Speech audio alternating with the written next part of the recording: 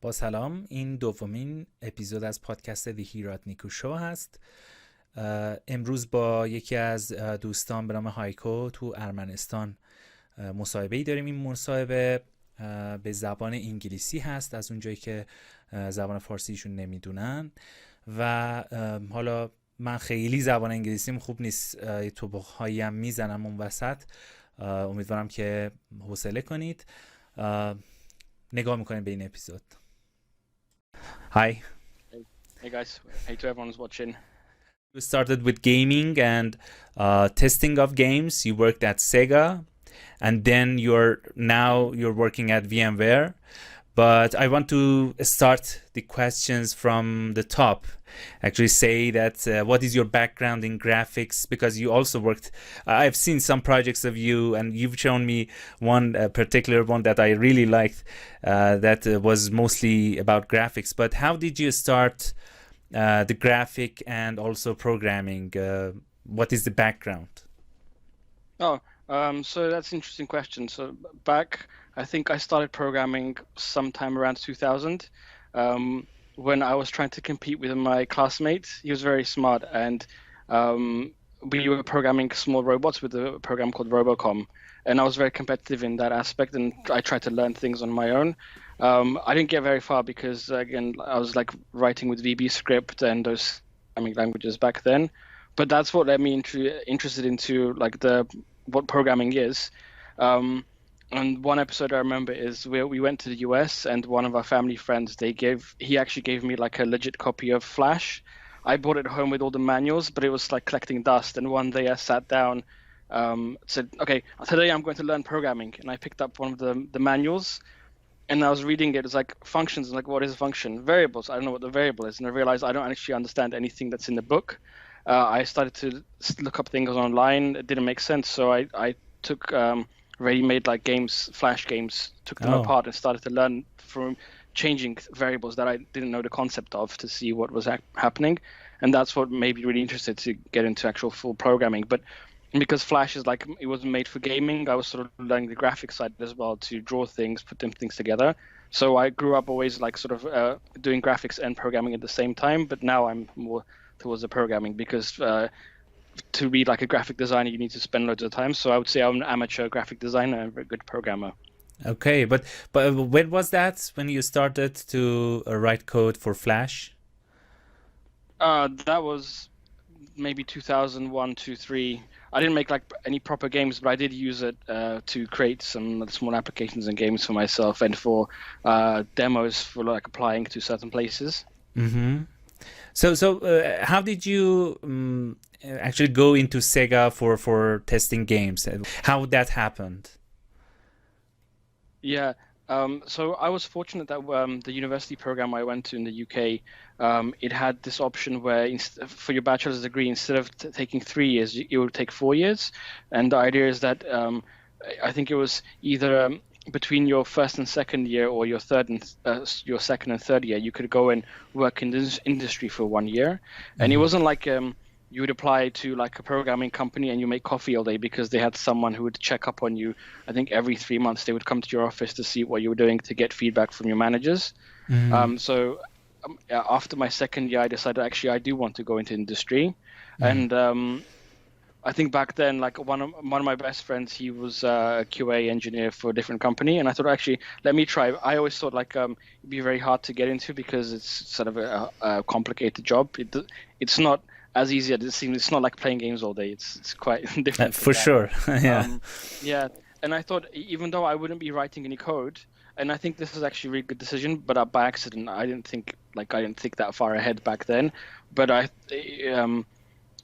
I could go and write code, but seeing the QA side, like, okay, it was games, we were testing games, not like business applications, but just seeing what the testing aspect of software development is, but being a programmer makes you appreciate these both sides, which you can talk about a bit later. But it's like, what happens is that QA engineers and developers sort of hate each other. That's the stereotype. It's not the case. It shouldn't be that way. They're part of the same team.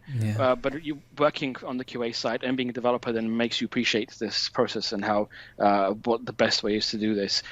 So I went and I worked at SEGA on a bunch of different games for a year and a half on the night shift, which is again a nice experience that it's good to do once in your life, but then it's hard. It's a hard job working, especially in testing games where there's a special aspect to compare to something else which you would do on a night shift. And then once I finished that, I went back to university, completed my degree, and it was a very good experience, I think. Yeah, but when you look at testing QA from a programmer who works at, I don't know, web or Windows application, system application, you have a perception of how the testing is, but it is hard to, if you're not in the gaming industry, it is hard to imagine how you would test such a thing. Or, for example, if you find a bug or error in the gaming, in the story, in everything, how do you report it? And, could you a little bit elaborate on that? Oh, so one thing is how you report the bug. It all depends on what kind of QA tools the developers have built into the application or the game. So one of the ones I think I could probably talk about is like a SEGA Rally. The debug mode allowed you to put a whole bunch of this whole display on top of the game. It would tell you your front left tire is on it's in the air, your front right tire is in mud, the back one's it's below the ground, so that maybe there's a collision error. And then when you report that to developers, you give them as much information as you can, and the tool that they had built into the game allowed them to get this information. And so then if, say, a developer looked at the screenshot, they could immediately go to that location that you were in the game and drop a car in and see, okay, yeah, there is an issue. But then other games might have nothing. So then when you want to describe what the issue is, it makes your job really hard because you don't want to put too much detail into the bug because the developers have limited amount of time. And maybe it is an important bug. That's the thing.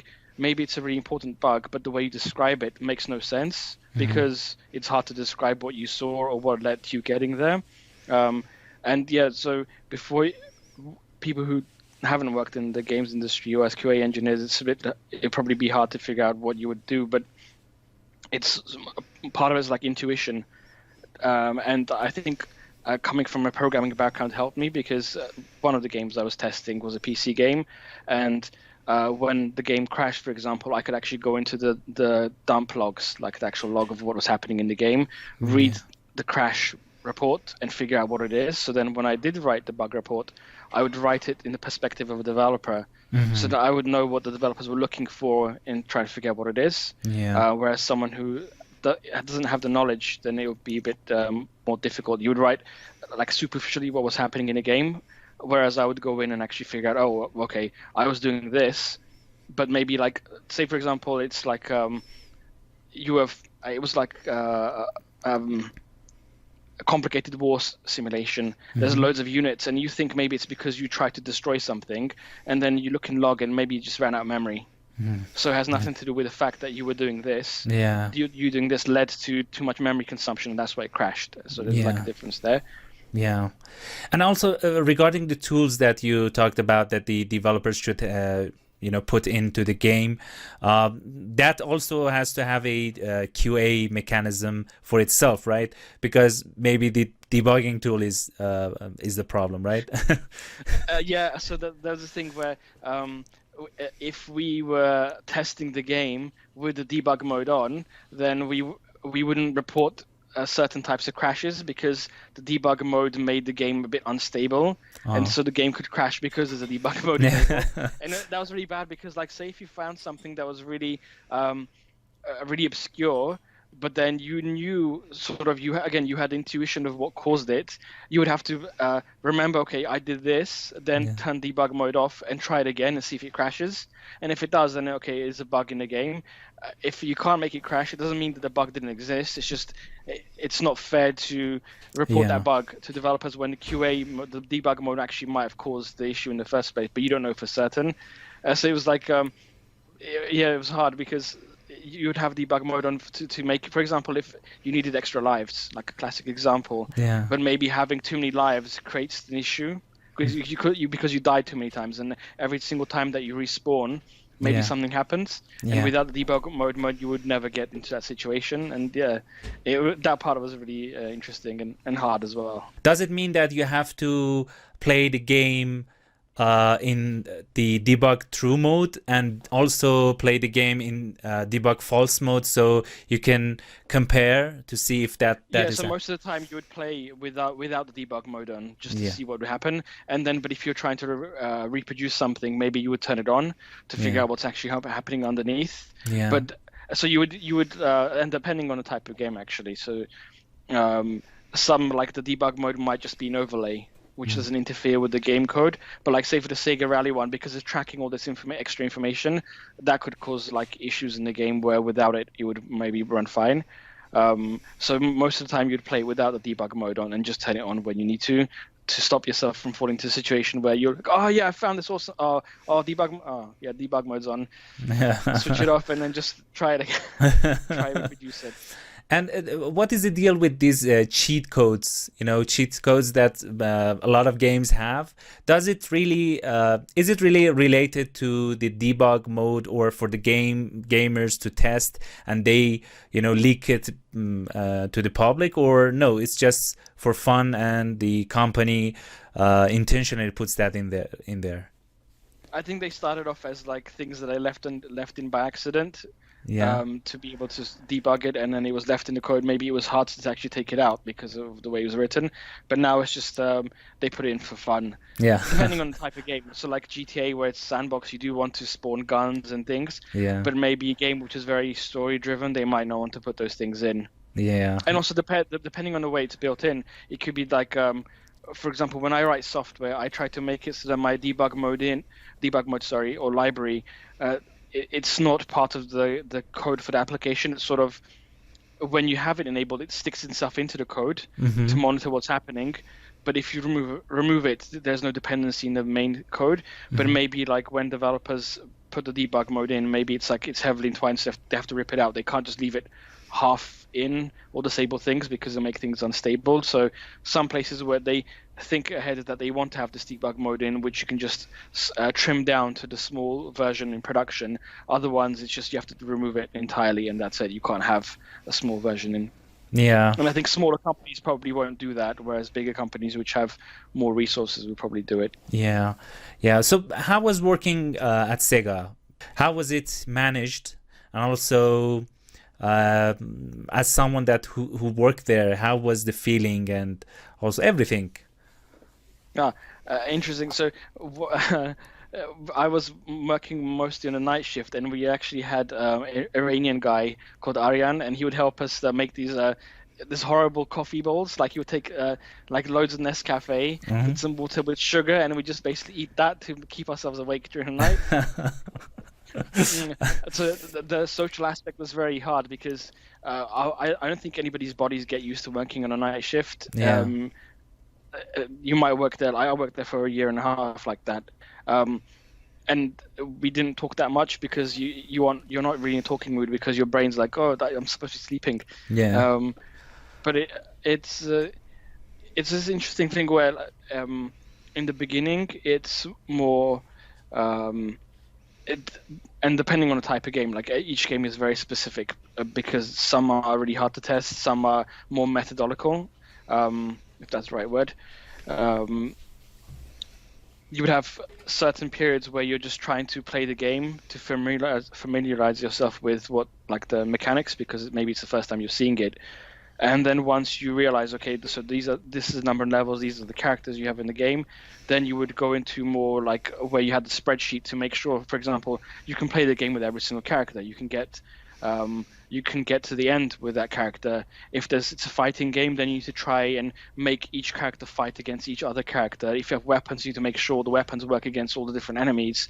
And then you have to like fight against all the different type of enemies. And it's that one's where people go, oh yeah, you get to play games all day. And that part's where it's not that interesting because you literally have a checklist and you just turn the game on with character A with this weapon, try and play through, and like and especially if and I think even if you took the most interesting game, as a QA engineer, you get sick of certain things. For example, say like there's 100 types of explosions in the game, right? For a regular player, you'll hear them in their things, whereas you'll be like, oh god.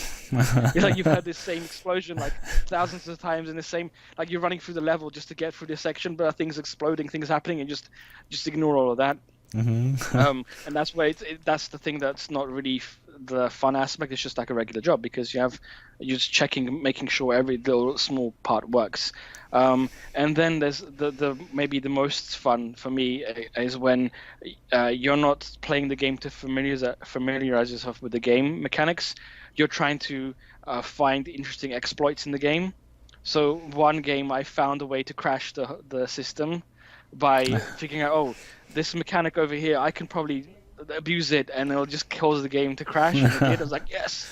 But then imagine being the developer on the other side. You're months away from the game being finished, and like you get like a bug report where someone's able to crash the game. Yeah. Like, oh, great. And it's like it was actually a complicated thing to try and work around. I can't tell which game it was, but that's the most interesting thing for me, where it's not the spreadsheet stuff. You go in and try to think how you could actually work around the mechanics of the game to make it break or cheat the system to, I don't know, make it more fun. Or would you play games during that time after the work or before the work, because you were playing for fun? Play other games. Yeah. Actually, no, some games we would play for fun, like because it was like an interesting game to play cooperatively or against each other, but you would play it like not thinking of as a QA engineer, just for fun. And this is actually an interesting thing. If you're a QA engineer, you're a QA engineer for life. Now, whenever I play any game, I accidentally make the game break. Because it's become like a behavior where there was a game on the PlayStation 3, I think, called Resistance. And like I made the game sort of unstable right at the very beginning in the tutorial level, because the tutorial was, and I think it was Resistance. You arrive on the beach and then you exit this military convoy vehicle, and you're supposed to follow in the direction of where the tutorial is going. I was like, no, I want to go back into that car, and then the door closed on me, and I was like stuck inside the car. It's like I can't go anywhere. So then. But I sort of didn't think about I'm QA engineer. I just thought, okay, maybe that's an interesting thing. Let's see what would happen if I try and do this. Did like the developer who made this tutorial level think that someone would actually go back to the very beginning and try things out? And sometimes you find interesting things. Other times the game just becomes really unstable and you have to load the save file. But it's become a behavior where for games I try to not follow the directions and try things out. But in my software development career, when I'm writing a new feature, as I'm writing the feature, I think about, okay, how would someone try to either circumvent the security mechanisms we've built into this feature? Either they do it deliberately or they don't understand what the instructions are, like the classic example of an input field accepting numbers, but then someone writes in characters because they want to mess about or they mistype something. What would happen? So then when I'm writing a feature, I think about testing at the same time. How could I sort of cover all the different use cases to make sure it doesn't break the product by introducing this feature? Yeah. And you mentioned that you were working at night shift. How is it? The companies are planning for multiple shifts to get to the milestone, or is it just, because of the time zones of the different countries and they want to manage it in it at the same time, have everybody, awake and work? How is that working? So for SEGA, it was because the game I was testing, it was built in Australia. So then I think when we were working, it was working time for there. So it makes it more efficient. You can write a bug, it goes straight to the developers who are working there rather than having to wait maybe 24 hours until they get a chance to look at it. Then it comes back, then you give more information, wait another 24 hours. Yeah. For sometimes it is because of time zone, and other times it's just they want to get more people. And I would imagine for games like GTA, which is really complicated if you try to understand what's actually going on underneath to make that game work, or games like that, not just GTA, like Red Dead Redemption, and any other open world games, you would need like 36 hours in a day to fully test that game, because there's so many potential things that could go wrong, which are hard to sort of anticipate. and the more complicated games become because of the libraries they're using underneath, it makes testing those games really hard. And I think it would get to the point where you're not 100% sure anymore that you've covered all the scenarios, because you can't. Old games you could, because there's like a fairly limited number of mechanics. And say for example Mario, right? If your your collision system for like the blocks that when Mario would jump up, you've tested that. It's not going to break any of the other levels. Maybe if you run out of memory, you could. That's one scenario that could cause it to not work properly. Or the way you built like the pits when he falls in, that's like just a generic type of pit. The mushrooms, all the enemies, the Goombas, I think. There's like very small, and then when you've coded that in, you know for a fact it's not going to break. But with GTA, where I think with GTA 4, where they used the I can't remember the name of the library, but they used something for the mechanisms of moving the characters. Now it wasn't like an animation that controlled how the characters moved, or they blocked, or punched you. Actually, it was like a sort of an AI system that someone had trained. So now you don't know how the AI is going to behave in every single scenario, because nobody's actually programmed that in. It's like a neural net or something that's working underneath. So then how do you test to make sure? And that's why you got games where, even Assassin's Creed, where characters fall down and they start like jerking around because the collision system's like messed about with the skeleton of the character, so they're just flailing around. But it only happens when you fall into like this small area, or when you fall from a roof, or you get hit with something, and then you can only see that happening when you go to that specific circumstances. And it's hard on like an open world game to actually test every single location with every single car, every single character, every single interaction. Yeah. So would you say that someone that wants to go to gaming QA should have some requirements in order to do so? I think if you come from a software engineering background, it helps. But I think the real answer is that to have like a good team of QA engineers, you need a variety of people from different backgrounds. So someone who's a programmer might think a bit too logically.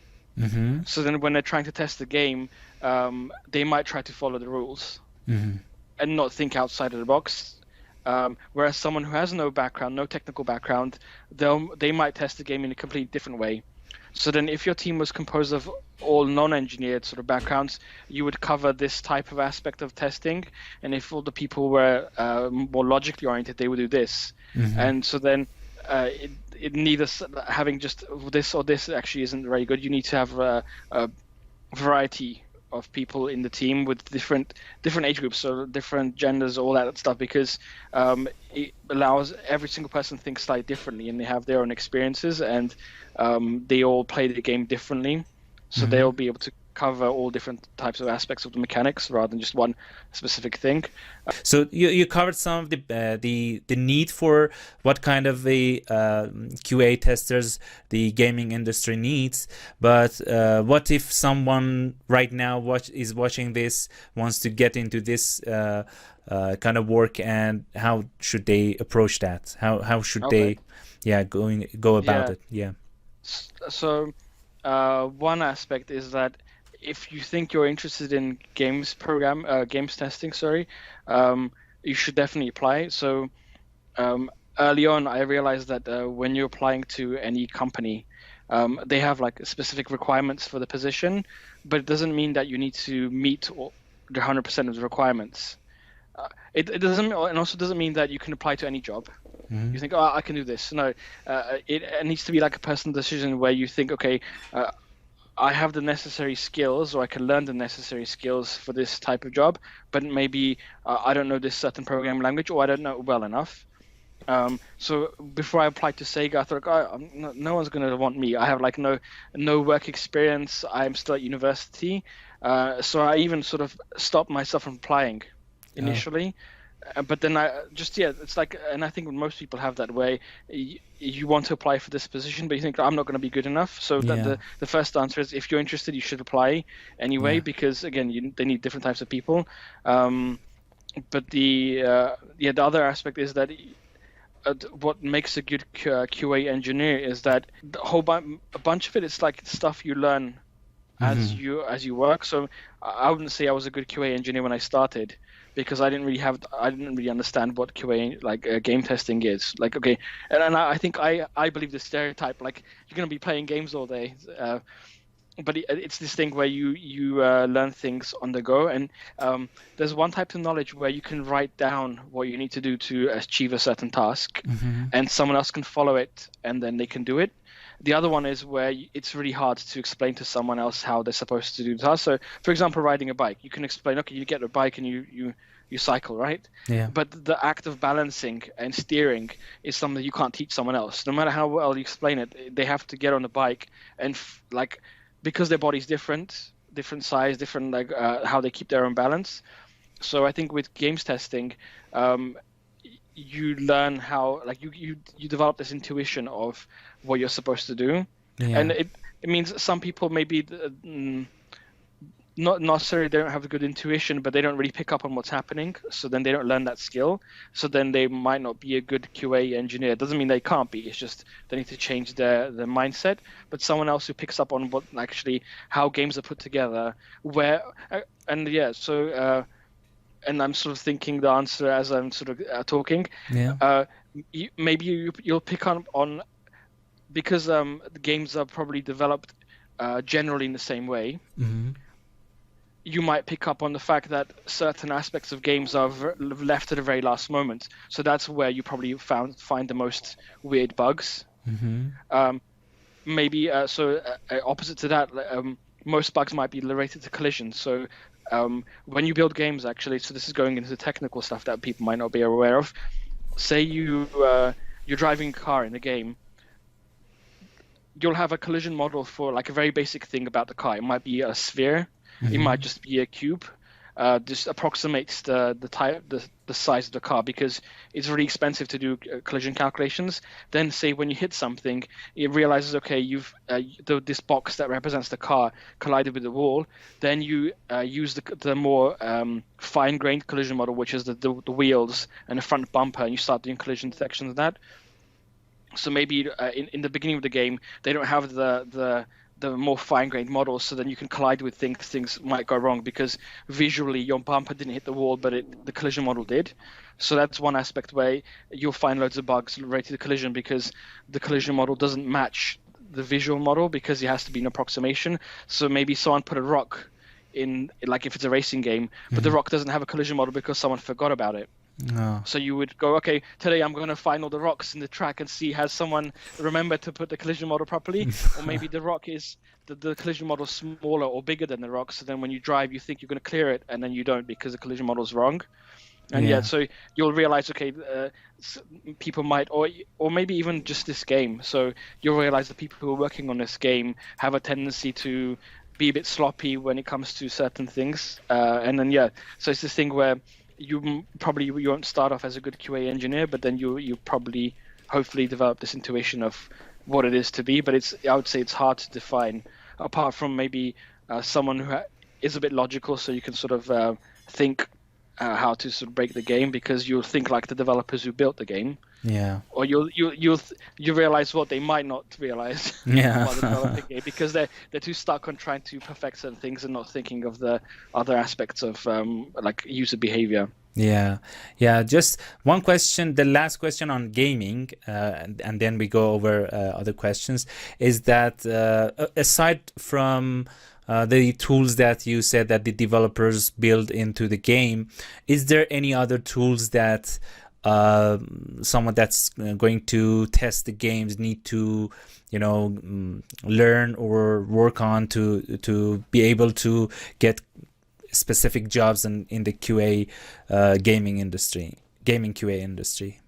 I don't think, at least from my experience, there weren't like any specific tools. Maybe like if people had used bug tracking software before, but that's not really, it doesn't really help the testing aspect of the game. It's just, say for example, if you've never used those bug tracking software products before, then someone needs to explain to you what the different fields are, how to even use it, because they're not very pretty. They're just sort of boring looking applications, businessy type things. So then having used this before and being experienced actually will be beneficial, because no one will need to explain it to you. You'll actually know, and you might even know certain things that the people working there might not know, but it doesn't really strictly help in terms of testing. It just helps the testing procedure overall. Yeah. Would you see that in the future, the testing of games goes into be some kind of machine learning, outcome that, a lot of experiences in game testing is going to put on a artificial intelligence to do the job. For example, for open world games, it knows what to test and what kind of things it should target for testing. Yeah, I think it does have its place. For example, racing games I think are easy to test, and using machine learning, because you could drop a car into this race course and just even have like a very crude machine learning algorithm just try to drive the car like millions of times around the track, colliding with all the things. So it's not trying to drive the car properly, it's actually doing the opposite, trying to collide with all the walls, with all the objects, other cars, and you could have it running for like maybe even months or end just on the same track, and you'll probably find all the different, have at least collide the car with every single spot that it's possible to collide within the game. And you don't want your human developers or human QA engineers doing that, because it's pretty boring, and they'll probably miss things. Again, no matter how good of a QA engineer you are, you might, when you're driving the car, instinctively you might avoid this area because it makes no sense. Why would anybody drive into this area? It's like, obviously it's not part of the track. Yeah. So you skip it, and then someone else might accidentally hit it because they collided with another car, and they might fall out of the game. Yeah. Whereas the AI doesn't have any initial ideas of what a racetrack is. It just pushes the car along. But I think for open world games, I can't imagine how you would do it, because you could again do the collision stuff where you make your character just like bump into every single other character, bump into all the buildings, take all the stairwells. And maybe they would probably use that for those types of tests where, again, it takes loads of hours to cover all the different scenarios, and the AI will probably do a better job because it'll try everything. Yeah. And you'll leave like the interesting, weird bugs to humans. Yeah. Yeah. So we started with how to start in this career, and then we talked about how this career could end with artificial intelligence. Yeah.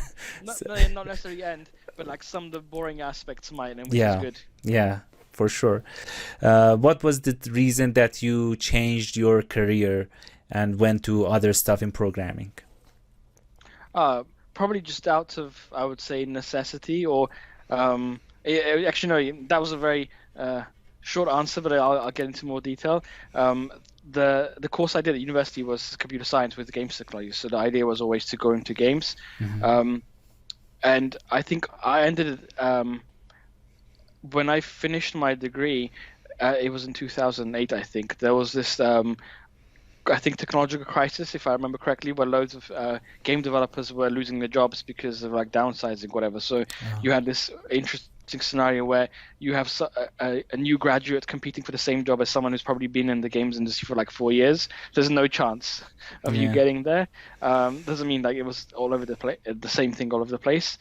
So I wasn't really applying to any games jobs when I finished my degree. I started working at a marketing agency, and I found that really interesting as well, because what you learn as just in terms of computer science degree, but also games programming, it applies to a whole bunch of different things, and actually makes you better suited. So when developing games, it's very performance driven. You want to make sure that you maybe take shortcuts in terms of getting like something to display on the screen, but also make sure you're being very economical of what the resources you use.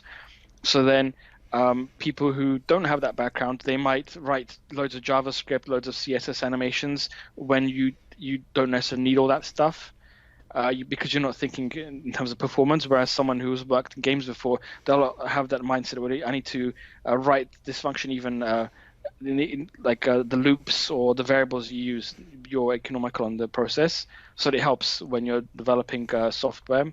And then the game mechanics help you in certain aspects. For the company I used to work for before VMware, I built like a really fancy user interface for their students, and I sort of built a sort of a game engine. It wasn't really game, but it was the same process where there's like a render loop happening underneath, and event system transforming in-game coordinates to screen coordinates, which you wouldn't really have like when it's just a 2D presentation layer. Yeah. So having that experience is very beneficial in lots of different aspects, which might not necessarily appear that way initially. Yeah, and you had the project on GitHub that you showed me. It was a plant that was growing itself. Oh, yeah. Mm-hmm. So what was the name of the project? So I wanted to check, and everybody else, if they want to check it, it's brilliant. I don't think the site exists anymore, but I need to put it up somewhere again. Okay. So that was fun. And what was that project based on? Was it based on graphics, and did you do the algorithms or the things that you wrote on the graphics side, working on DirectX or OpenGL or something like that? Or what was it? How was that implemented? Yeah, it wasn't. It was a bit low level compared to what people might think. So without any visuals, it's hard to someone to imagine what it was built. But the idea is that you draw trees using L systems, if I remember correctly. It's a way to the person who came up with the system, mathematical system, was he was trying to represent how trees grow in some kind of algorithm. And then I think he realized that you can't represent all different types of trees. But what you end up visualizing is a close approximation to how trees grow in terms of branches. And then when I used that library, I was following how the algorithm works, and I realized if we try to draw the tree, it would use too much resources in the web browser. So then I had to spend loads of time trying to figure out what the actual algorithm does and try to cheat. To make it work really well. And actually it's a good thing you reminded me, because I forgot about it. It's where the proper mathematical way of representing it is you draw a line, then you save the state, which is the rotation, and then you rotate and draw another line. And then so for 2 layers of branches it's fine, but every single time you end up with like twice the number of branches you started off with or more, depending on how that algorithm works.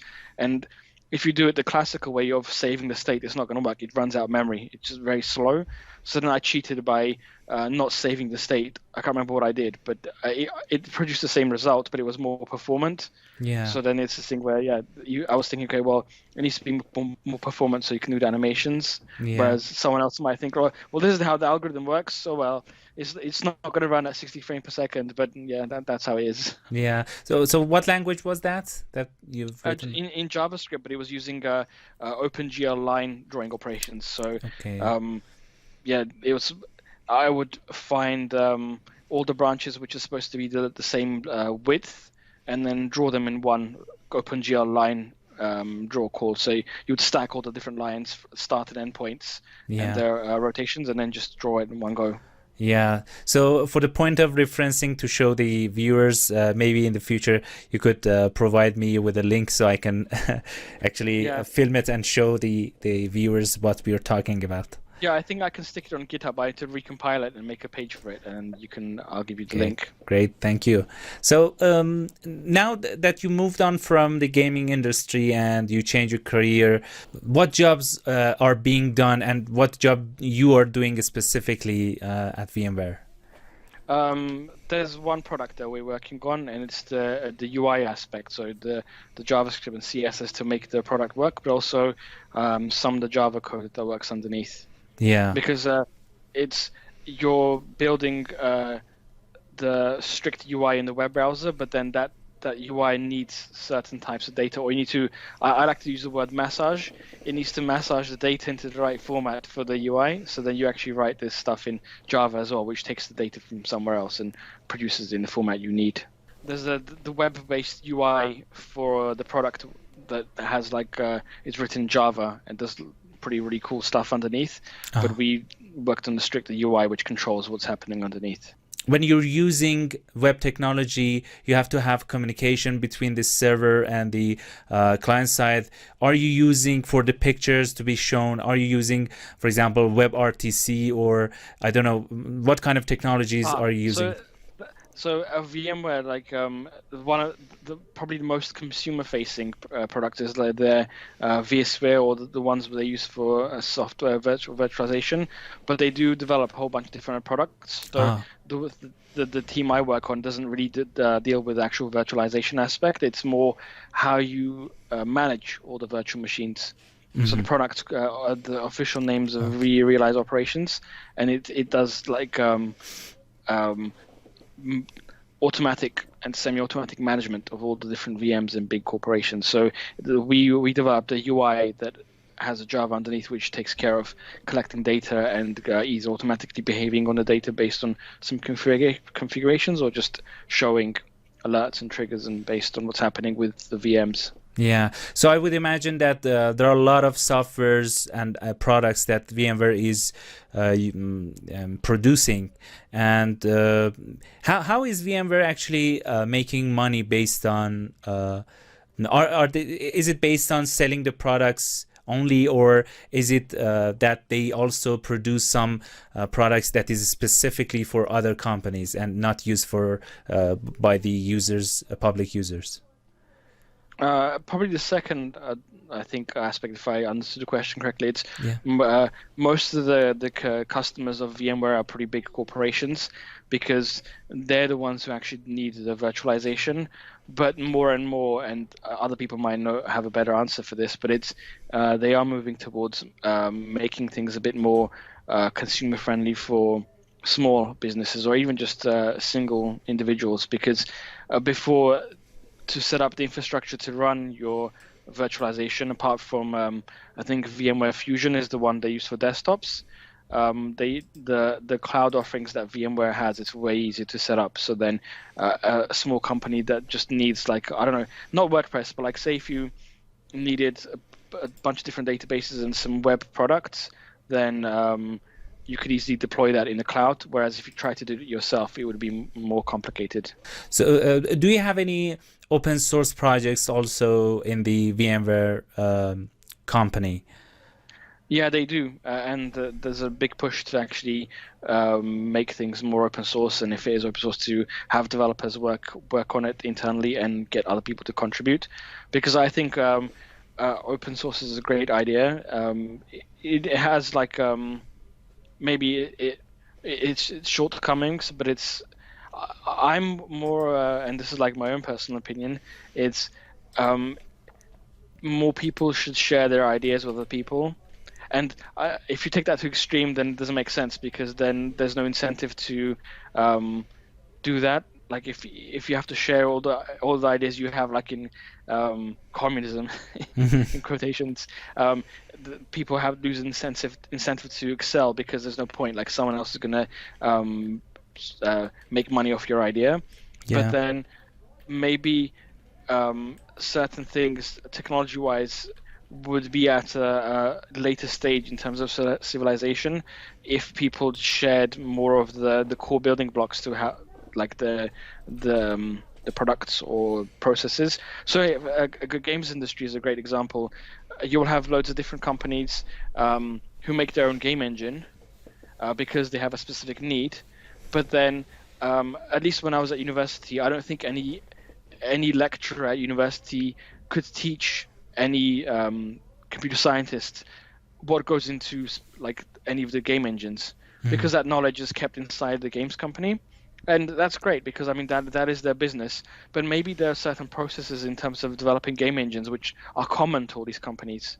And if that knowledge was shared, then maybe they could get games out of the door faster, because there's this knowledge that even university graduates could learn in their course of how to either build a game engine, like a very complicated, not a very simple one that we did at university, but something like production grade, or even just maybe you couldn't write it, but you could analyze it to understand how it works. And if all the games companies shared this knowledge, then it would be this common thing that everybody knows, and then their business would be how to exploit that knowledge to build something really cool, because you'll have more people who know about this. So when, say, someone who graduates from university, when they come to your company, they already know a whole bunch of the information, whereas because it's all secret, that information doesn't get out. Yeah. And open source is that thing where maybe you build this really cool tool and you think, well, actually loads of people could use it. It's not specific to our company. Let's open source it. If we kept it to ourselves, maybe we could, I don't know, make a bit more money. But then if we open sourced it, then more people could actually contribute, find bugs, or help us. So I don't know. It's you can create a better tool. Do you do yourself? Do you do any open source project outside the company sphere? I used to more when I had more time, but then I still try to work on open source projects or contribute, especially during Hacktoberfest. It's this event every single year during October where GitHub and DigitalOcean, a bunch of different other companies, they sort of sponsor to get more people into open source. And then I have like a pet project I really need to get into to implement, and it's an open source Chrome extension for web pages.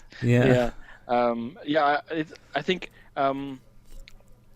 I spoke to a few people before where they're sort of afraid to put stuff into make it open source, because then when you do that, you open your code to critique, because even though you might not be popular developer, someone might come across what you wrote. And they might go, hey, wait a second, why are you doing this? Why are you writing your project in jQuery? You need to use a Vue.js or React, that kind of stuff. So you open yourself out to the world, but also that's the negative aspect where you might get some attention from people that you don't really necessarily want to get from, but then other people might come along and just help you out. Say, oh, actually, this, like the way you wrote this isn't that great. Maybe you should try it this way, or actually, can I help you work on this project because it's like it interests me at the same time. Yeah, and for someone that hasn't already been exposed to open source contribution, what is your suggestion? How one can start doing that? During Hacktoberfest, but also other times when I was just looking through random things in GitHub, I could see, for example, spelling mistake in their documentation, and I would just go in and correct it, and then put a pull request for them to fix it. Other times I saw because I used to work with the HTML5 canvas, like drawing applications. I would go in and search for projects that use the HTML5 canvas and see if there's anything easy that I can suggest. Like look at the project, and if it has a good documentation, I can try it out on my local machine, see what it is, and then maybe I can help because it's interesting.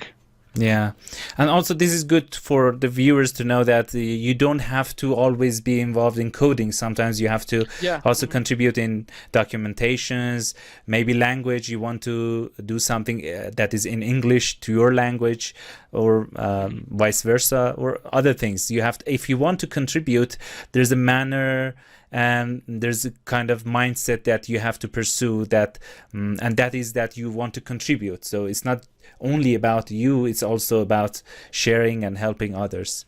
You've done a lot of remote working from home or other places, and how is that? Because I want to show the viewers if it is any different from what we are experiencing in Iran. How is that happening? Do you have to do over communication? Do you have kind of principle that provides such a easy way of remote working? Remote working has its advantages and disadvantages. One advantage for me personally is I get to spend more time with my family. So this thing with the coronavirus and working from home has sort of been beneficial in that aspect. But its downside is the social part, and not because like socializing, going to parties, but for example, when I was in office, if I came across some problem and I needed help, I could reach out to my colleague who was either sitting next to me or on the desk over there. I could go and ask him because I could see he was physically there. And then he might go, actually, well, yeah, I don't know the answer, but someone else in this team or on a different floor might know the answer to the question. So I would walk down the stairs, and our office in Yerevan is like over 4 floors, and the company I was working before was horizontally pretty large. And instead of like sending an email or actually writing through Slack, I would just get up and find that person, because I enjoyed the opportunity of just walking or going and talking to the person rather than talking over the Slack even though that's easier. Yeah. Now you can't do that. So that's one aspect where people aren't immediately reachable. They might be physically at a desk, but then when you write a message, it's not correct to have the expectation that they're going to answer straight away, because they might be working on something really important. But then, and yeah, if you're in the office, you can see that person is like heavily working because they have the earphones on and working. But if you can see that they're sort of slightly less busy, you can go and interrupt them. But when you write through Slack, you don't know. And you might not get an answer until a couple of hours later, but then you need it right now. Then you might write to someone else. That's one aspect. But say, okay, you found the person who needs to help you. When we were in office, I would have like the code open on 3 screens. Like one screen is the IDE, the other is actually the debugger in Chrome, the other one is the product itself. With any of the communication tools we have right now, I can't share those 3 screens with my colleagues. And in the office, everyone had the same standard screens, like everyone had the same size plus the laptop. Now everyone has like a hodgepodge of different things. For example, my one, I've got my laptop, and then I have this cool screen on the side with USB-C, but it's smaller than the other one. And then other times I'll have 3 different screens, 3 different resolutions, 3 different sizes. So it's not standard, and it's really hard to share that with your colleagues. And it slows down the whole process, because before I wouldn't even need to share my screen. I would just say, hey, let's go and sit around my desk. Let me show you what the problem is. And go, oh, yeah, okay, actually, it's on this line. Now, you can't share all the screens. So what you have to do is like you drag the screen you're looking at onto your main screen, or you switch and it switches to that one, but you can't see the 3 screens at the same time. Yeah. But one thing which is... probably they'll fix that in the future, but not in like next 6 months or a year, is virtual reality headsets. That's where I think it's going to be really beautiful, because you could put the headset on, you could have 10 screens. You're not limited to having physical screens in front of you, so you can be in a smaller office and have like this whole thing in front of you, and also really cool interfaces I can imagine of how you debug code when you're not limited to one physical screen. Yeah. So, but yeah, going back to the original question with working from remote, I think it's really good for certain aspects and not that great for other aspects. And I think I saw a study, I can't remember which country it was for, but developers are sort of spending 2.5 more hours than they would usually do. And it's either because, again, these processes are slowed down, but also like when you're in office, you have your set times when you're supposed to be there, and then you might even be more focused because you're in office. So working from home, you might be less focused because you have like family. You can get up and, I don't know, go make some coffee and you talk to someone, and then instead of taking the 15 minutes that you thought you would take, it's half an hour because you were talking about something really interesting. So then personally for me, I have like a running total of how many hours I'm supposed to work each day, but also it's not really the hours, it's productivity. So if I'm working on a feature and I wanted to fix it that day, I'll spend way more hours just because I wanted to have that finished by the end of the day. In office, it might have taken this time slot, but working from home, it might take the whole day because of these interruptions that I created myself, or interruptions that come from the outside. That's the negative aspect, but also you have to take into fact that the interruptions are like maybe I have a small daughter, so playing with her or playing some games with her in the time that I would usually be working, but then I make up that time in the evening, and that's a great opportunity. Yeah. Okay, you're working overall more hours if you take a look at your starting end time, but then in between those hours of working, you've had like these interesting interactions. How do you see yourself in, I don't know, couple of years? Because I know that it's pandemic and it's hard to say how that is going to end, but yeah. There's an interesting joke that says people who are asked how they saw themselves in 5 years before, like last year, everyone was wrong. Yeah. Usually like people go, I'm going to be like a millionaire. Nobody anticipate that in 5 years it will be this situation, and it's still dragging on. It's the coronavirus is still here. It's not, we haven't solved the problems. Yeah. Personally, probably working on a few interesting projects that would help people in Armenia. but also maybe like working on games as well, because that's my passion, making games. I haven't had an opportunity to work on that aspect, but I do want to in the future, and maybe not necessarily video games in the traditional aspect. So this will be a conversation for another time, but I really like alternate reality games, and I think they have a great potential, but they're very hard to pull off. That's why there's been like a very handful and no more, because you need a great story, a good team, and good execution to make it work properly, and it'd be really cool to be involved in one. Maybe in the future, near future, a lot of people could use, I don't know, VR or something like that to do a lot of things. And I wanted to ask you this question. A couple of years ago, Microsoft had, after Google, that had its own glass, Google Glass, Microsoft had this HoloLens product, and that didn't happen. I don't know what was the result of that. Yeah, they've sort of...